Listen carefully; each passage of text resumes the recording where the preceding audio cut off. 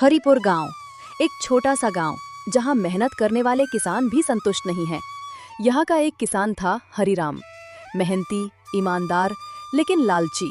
उसे कभी भी जो कुछ मिला वो पर्याप्त नहीं लगता था। इस बार मेरी फसल दोगुनी हुई है।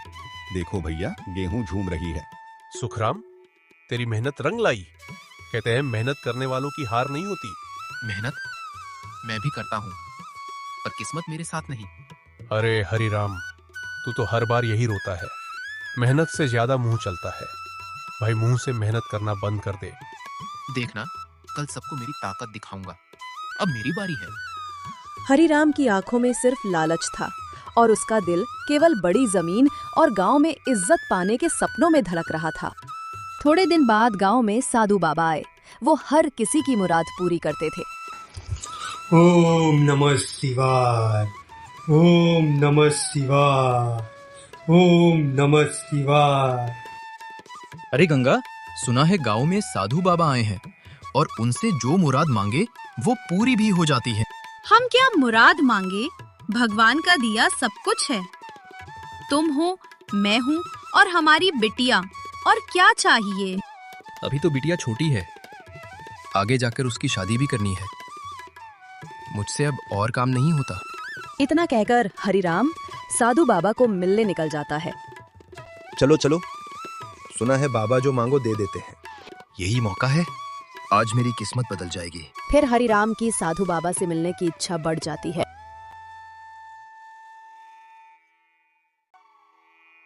प्रणाम साधु महाराज। बोलो बेटा, क्या कष्ट है तुम्हें? महाराज जी, मुझे गांव का सबसे धनी व्यक्ति बनना है। बेटा, लालच मनुष्य का सबसे बड़ा दुश्मन है। जो चाहो वो मिलेगा, पर सावधानी से। बस कहिए महाराज, मैं क्या करूं? मुझे गांव का सबसे धनी आदमी बनना है। आप जो कहोगे वो मैं करूंगा। कल सूरज उगते ही निकल जाना घर से। जितने दूर तक चलोगे और लौटकर आओगे, उतनी जमीन तेरी। पर सूरज डूबने से पहले लौटना जरूरी है, याद रखना।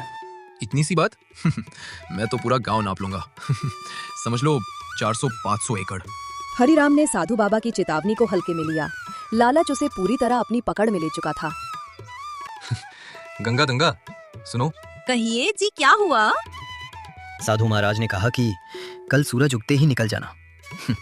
जितनी दूर तक चलोगे और लौट कर आओगे, उतनी जमीन तेरी। पर सूरज डूबने से पहले लौटना जरूरी है। सुनो जी, जितनी जरूरत है उतना ही लेना।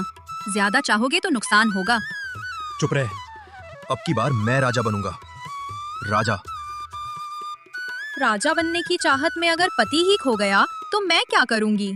हरिराम की आंखों में लालच की आग इतनी प्रबल थी कि गंगा की चेतावनी को भी उसने अनसुना कर दिया। चलो, गंगा में जा रहा हूँ गांव का सबसे धनी आदमी बनने। आज के बाद कभी हमें किसी भी चीज की जरूरत नहीं पड़ेगी। ठीक है, खुशी के पापा। जाइए, पर संभाल के। इतना कहकर हरिराम गांव नापने निकल जाता है और मन में ही कहता है कि सुखीराम खेती करता ही रह गया और मैं जमीन नाप के ही आगे आ जाऊंगा।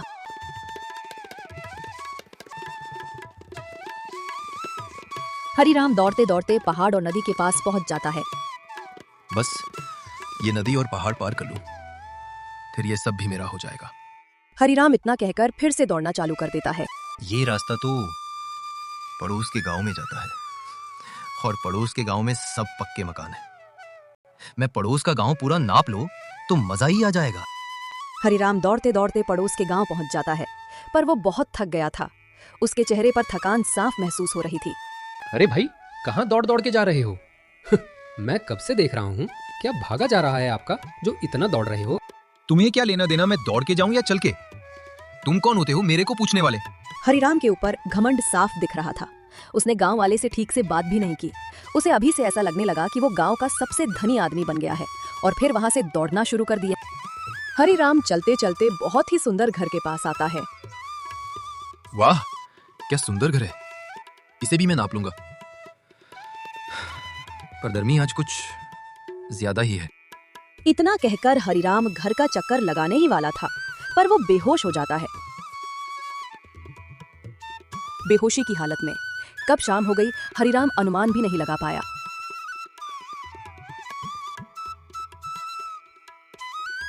अरे ये दौड़ने वाला भाई यहाँ पर क्यों सो गया है?